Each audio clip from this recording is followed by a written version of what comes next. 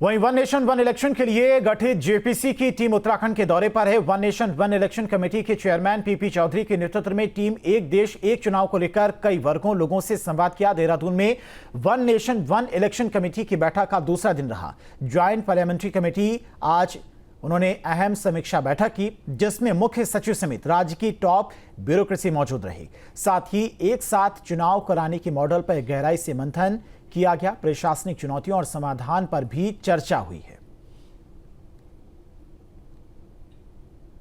पहले जो है शुरू में 1951-52 में, अगर उस समय भारत के संविधान निर्माताओं के मंशा में अगर ये नहीं होता, इंटेंट और ऑब्जेक्टिव नहीं होता वन नेशन वन इलेक्शन का, तो उसी समय इलेक्शन अलग अलग हो जाते।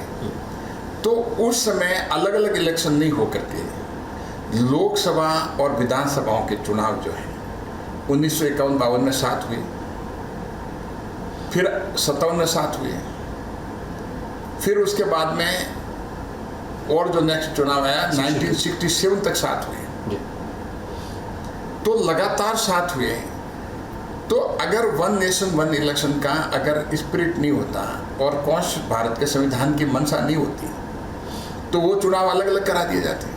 अगर ये होता कि उसके फेडरलिज्म के खिलाफ हैं तो उस समय क्यों करवाए, अगर ये है कि डेमोक्रेसी के खिलाफ थे तो उस समय क्यों करवाए गए। लेकिन ये तो साइकिल बिगड़ी है। आर्टिकल 356 की वजह से राष्ट्रपति शासन लागू हुए, सरकारें समय समय पर बंद की गई, तो पूरा देश इलेक्शन मोड में रहता है।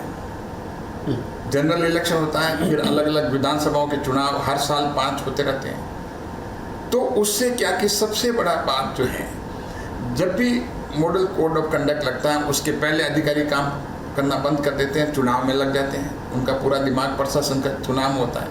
मॉडल कोड ऑफ कंडक्ट में जो है, आप जो प्रधानमंत्री जी के द्वारा, सरकार के द्वारा जो गरीबों के लिए योजनाएं बनती हैं, समाज के अंतिम छोर पे व्यक्ति बैठे हैं, उसमें 3-4 महीना तो कुछ होता ही नहीं आगे। और एक बार साइकिल ब्रेक हो जाती है तो उसको वापस उठने में टाइम लगता है, 6 महीना भी लग जाता है।